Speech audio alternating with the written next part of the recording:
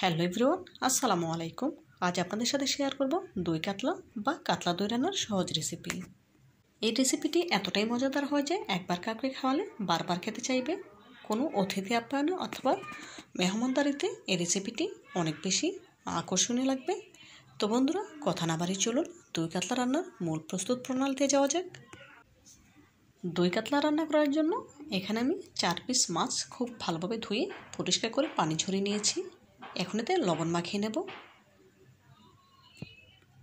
শুধু লবণ দিয়ে মেখে নিতে হবে, হলুদ দেওয়া যাবে না। দেখুন, খুব ভালোভাবে মাছের গায়ে লবণ মাখিয়ে নিচ্ছি। 10 মিনিট রেস্টে রেখে দেব। এখন একটি মশলা তৈরি করব। নিয়েছি কিছু কাজু বাদাম, কাঠবাদাম, কিশমিশ এবং কাঁচামরিচ। এগুলোকে পেস্ট করে নিতে হবে।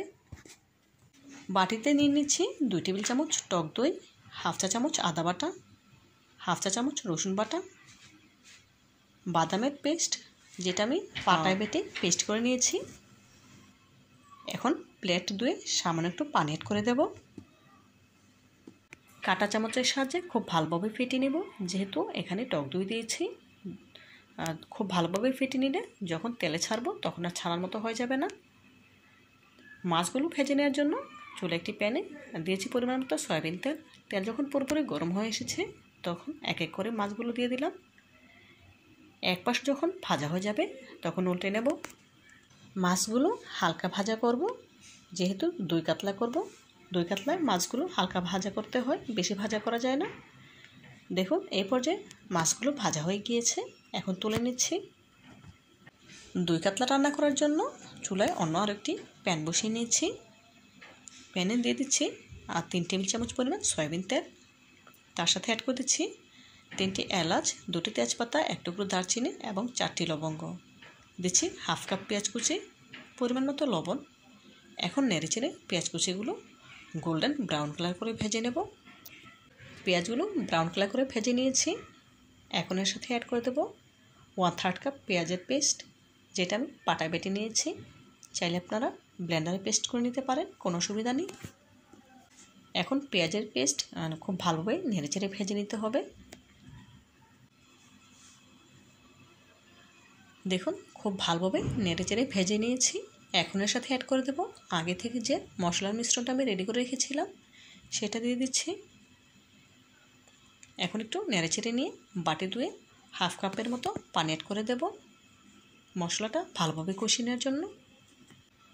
দেখুন, হাফ কাপ পানি অ্যাড করে দিলাম। এখন নেড়েচেড়ে খুব ভালোভাবে কষিয়ে নেব যতক্ষণ না পর্যন্ত মশলা থেকে তেল ছেড়ে দিচ্ছে ততক্ষণ। দেখুন, খুব ভালোভাবে নেড়েচেড়ে মশলাটা কষিয়ে নিচ্ছি। এখন এর সাথে অ্যাড করে দেব হাফ চা চামচ জিরা গুঁড়া। খুব ভালোভাবে মশলার সাথে নেড়েচেড়ে মিশিয়ে নিচ্ছি। দেখুন, এই পর্যায়ে মশলা থেকে তেল ছেড়ে দিচ্ছে, তার মানে মশলাটা পারফেক্টভাবে কষানো হয়ে গিয়েছে। এখন এর সাথে অ্যাড করে দেব 1.5 কাপ পানি। অ্যাড করে দেব 4টি কাঁচামরিচ। যেহেতু এখানে কোনো গুঁড়ামরিচ অ্যাড করিনি, ঝালের জন্য 4টে কাঁচামরিচ দিয়ে দিলাম। ঢাকা দিয়ে জাল করে নেব 5 মিনিট।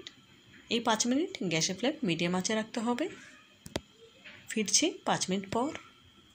দেখুন, 5 মিনিট পর ফিরে এলাম। এখন ঢাকা তুলে নেব।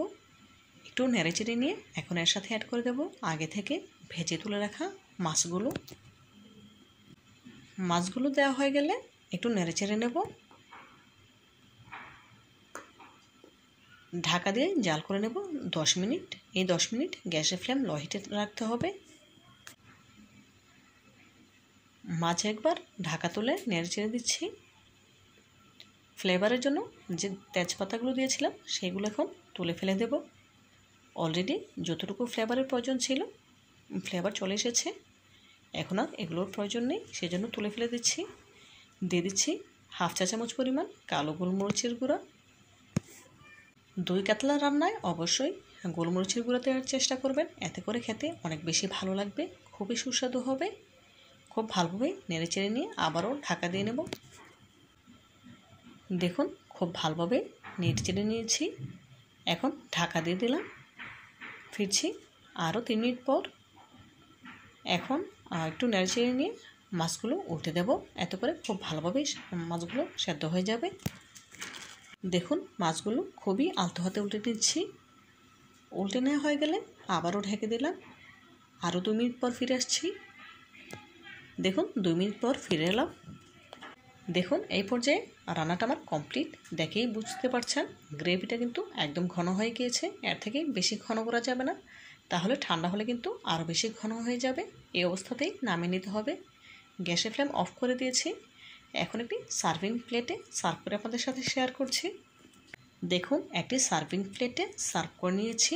মাশাআল্লাহ, দেখেই বুঝতে পারছেন কতটা সুন্দর এবং লোভনীয় লাগছে।